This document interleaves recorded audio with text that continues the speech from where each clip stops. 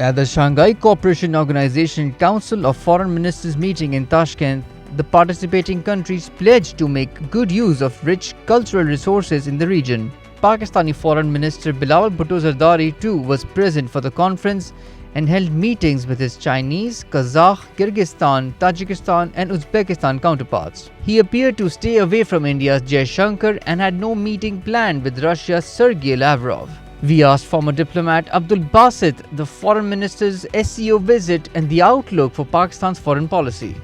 No, I don't think so, because in my view, the time has not yet come for the two sides to really engage bilaterally. Because I am of the view that the bilateral engagement is not going to produce anything concrete. Since India took drastic illegal action vis-a-vis occupied Jammu and Kashmir, the two countries are facing an impasse. And to break this deadlock, I think responsibility rests on India, because it is India which complicated the entire equation, Kashmir equation.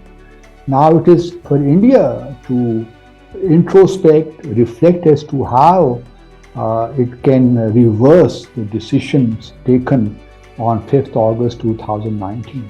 So I don't think that the time has yet come for the two sides to engage in a formal front channel diplomacy. If at all, I would be of the opinion that it would be better that the two countries engage on the back channel, but not bilaterally. I think it is time that we need a third party mediation, and a third country must be somehow get involved in this process. Otherwise, we will continue talking to each other and achieving nothing as happened in the past. So I think that there was no missed opportunity as far as the Shanghai Cooperation Organization was concerned. We shouldn't be reading too much in this, because Russian foreign minister, he was just having a tour of some African countries, and then Russia, Pakistan, in order for the two countries are trying to build a substantive relationship, but this process is rather slow. And it is not the first time that the two foreign ministers, Pakistan or Russian foreign ministers, have not met on the sidelines of the SCO.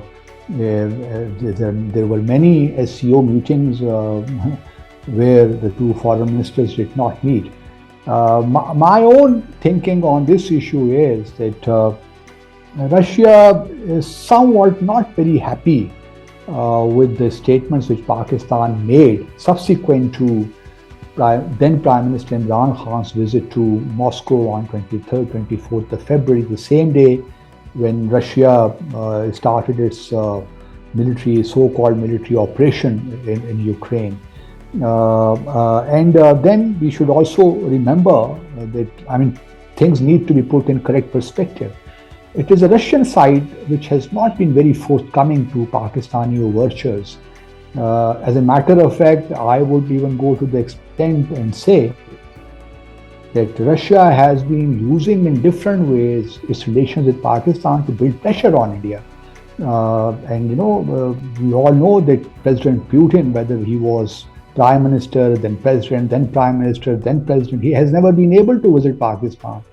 In 2012, I remember he was scheduled to visit Pakistan, but the visit was cancelled at the 11th hour. And then instead, he sent his foreign minister, Sergei Lavrov. So the only visit which took place, I think, a summit level visit, that was back in 2007 by their then Prime Minister. So we should not be, it serves Pakistan's interest to have good substantive relations with Russia, but I think Russia is not there where it can engage with Pakistan substantively at the cost of its relations with India. India at the moment is much more important to Russia because of their defense cooperation, and given the fact that India is also exploiting this relationship to also have a strategic partnership with the US. So there are very difficult dynamics emerging, evolving in this region and then globally as well. So Pakistan at the moment does not have that clout where Russia might have thought to engage with Pakistan. And if this meeting did not take place, I am not surprised because it's a pattern which continues, which is continuing for last 10, 12 years. On the surface of it, yes, it looks like, but I'm sure the army chief would not have contacted Randy Sherman on his own. He must have been asked by the government in Islamabad. I do not know as to why the IMF is taking so long to release the funds, because our finance minister Miftah Ismail is on record saying that it would be done in a couple of days. So what went wrong? I'm not privy to those details, but the fact that our army chief was asked to get in touch with the US State Department, this is something I would say not strictly in sync with the traditional diplomacy. If at all it was done, I would have preferred that this would have kept under wraps rather than how it came out. I do not know. But in any case, such diplomatic steps, if at all taken, which are not in tune with the traditional way of conducting diplomacy, should not be made public. How it got leaked, I do not know. But obviously, as you very rightly pointed out, it seems that there are still some glitches to overcome. Whether the army chief's call made a difference, it is yet to be seen. But we hope that the IMF now releases the tranche 1 point whatever billion, so that Pakistan economy comes back on rails, and the international confidence is kind of assured in Pakistan's economy. It was done, and I'm sure it was done at the behest of the government in Islamabad. It has to be seen. Every country pursues its immediate to midterm to long-term objectives, and we must be very clear as to what US objectives are vis-a-vis Pakistan and vis-a-vis this region. And as things appear, one shouldn't be having any doubt that it serves US interests, that Pakistan remains manageably, unstable, in the sense that we remain dependent on US in different ways, whether it is IMF or FATF, so that and that would help US to wean us away from China, from CPAC, and so on and so forth. And here, interests of US and India converge.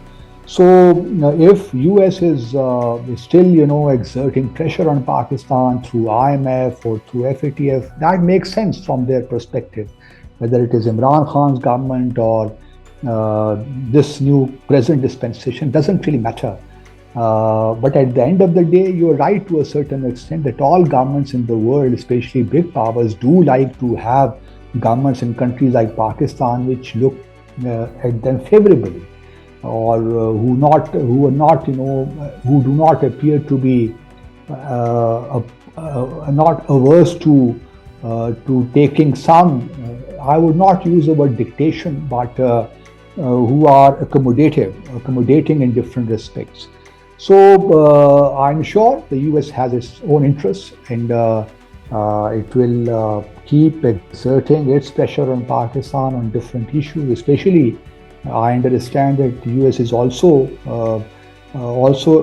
been asking us to re-engage with India and start, a formal structured dialogue with India. So that is also one of the points on which Pakistan is facing some pressure from Washington, D.C. So it's a combination of different variables, factors, and the US will continue pursuing its own interests. It is imperative for us that we should be cognizant of our interests and do whatever is required. At the end of the day, diplomacy is all about creating space in diplomacy, the door is never firmly shut. It is always left ajar, in the sense that you always look for opportunities. So US is an important country. I am not suggesting for a moment that we do not have a good, strong relationship with the US. But that relationship should not be at the cost of our strategic partnership with China. So Pakistan has to make move with strategic clarity, but with tactical flexibility. And that is how diplomacy is conducted.